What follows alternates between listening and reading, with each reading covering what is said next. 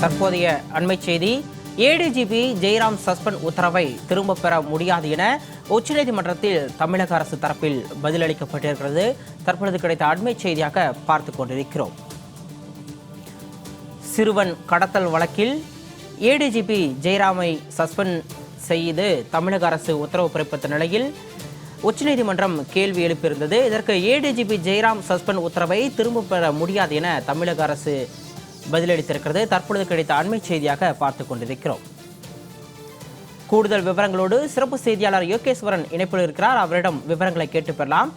யோகேஸ்வரன், தமிழக அரசு ADGP ஜெயராமை suspend செய்து உத்தரவுக்கு உச்சநீதிமன்றம் எதிர்ப்பு தெரிவித்திருந்த நிலையில் தற்பொழுது ஏடிஜிபி ஜெயராமுடைய சஸ்பெண்டை திரும்ப பெற முடியாது என தமிழக அரசு பதில் அளித்திருப்பதாக தகவல் கிடைக்கப்பட்டிருக்கு. இந்த வழக்கு தொடர்பான விரிவான விவரங்களை பதிவு பண்ணுங்க.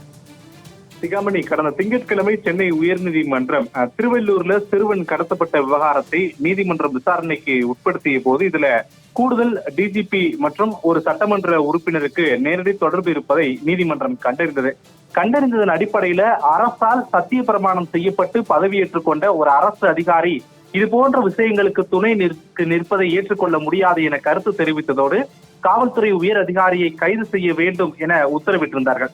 இந்த உத்தரவின் அடிப்படையில ஏடிஜிபி கைது செய்யப்பட்டிருந்த நிலையில அவர் தன்னுடைய கைது நடவடிக்கைக்கு எதிராகவும் சென்னை உயர்நீதிமன்றத்துடைய உத்தரவுக்கு எதிராகவும் உச்சநீதிமன்றத்துல மேல்முறையீட்டு மனுவை தாக்கல் செய்திருந்தார்.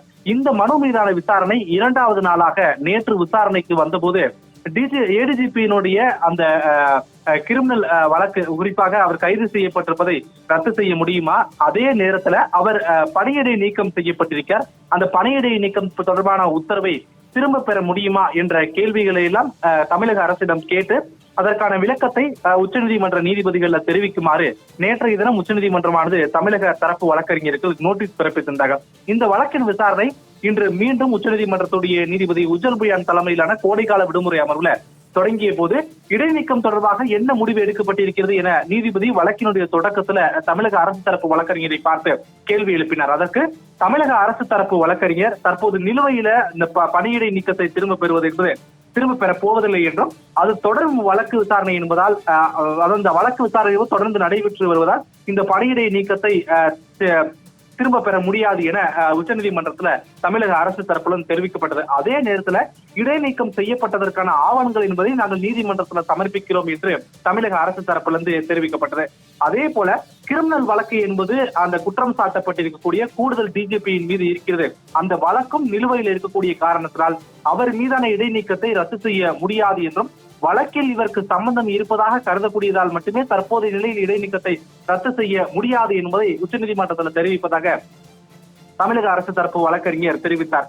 இதனை அடுத்து இது தொடர்பான வழக்கை ஏதேனும் சிறப்பு விசாரணை பிரிவுக்கு மாற்ற முடியுமா என தமிழக அரசிடம் கேட்டு உடனடியாக நீதிமன்றத்திற்கு தெரிவிங்கள், வழக்கை நாங்கள் வேண்டுமானால் சற்று நேரத்திற்கு ஒத்திவைக்கிறோம், அந்த ஒத்திவைக்கக்கூடிய நேரத்திற்குள்ளாக இந்த வழக்கை ஒரு சிறப்பு பிரிவு விசாரணை பிரிவுக்கு மாற்ற முடியுமா என கேட்டு அறிவுறுத்தும்படி உத்தரவிட்டதோடு இந்த வழக்கை சென்னை உயர்நீதிமன்றம் கையாண்டு வரக்கூடிய நீதிபதியிடமிருந்து வேறு நீதிபதி அமர்வுக்கு மாற்றவும் நாங்கள் எந்த ஒரு உத்தரவையும் பிறப்பிக்க நேரிடும் என தெரிவித்து இந்த வழக்கை சற்று நேரத்திற்கு ஒத்திவைத்திருக்கிறார்கள். இந்த சற்று நேர ஒத்திவைப்புக்கு இடையிலே தமிழக அரசு தரப்பு வழக்கறிஞர் தமிழக அரசிடம் இது தொடர்பாக கருத்துக்களை எல்லாம் கேட்டு உச்சநீதிமன்றத்தில் தாக்கல் செய்யப்பட வேண்டும் என்பதை உச்சநீதிமன்றத்துடைய தற்போதைய உத்தரவாக இருக்கிறது. எனவே வழக்கின் விசாரணை இன்னும் சற்று நேரத்திற்கு பிறகு மீண்டும் விசாரணைக்கு எடுத்துக் கொள்ளப்படும் போது இந்த வழக்கு விசாரணையை மேற்கொள்வதற்காக சிறப்பு அமைப்புகளை ஏதேனும் தமிழக அரசு உருவாக்க இருக்கிறதா என்பது தொடர்பாக எல்லாம் கருத்துக்களை கேட்டு தமிழக அரசு தரப்பு வழக்கறிஞர் உச்சநீதிமன்றத்தில் தெரிவிப்பார் என எதிர்பார்க்கப்படுகிறது. சிகாமணி, இந்த வழக்கு தொடர்பான முழுமையான விவரங்களை வழங்கியமைக்கு நன்றி யோகேஸ்வரன்.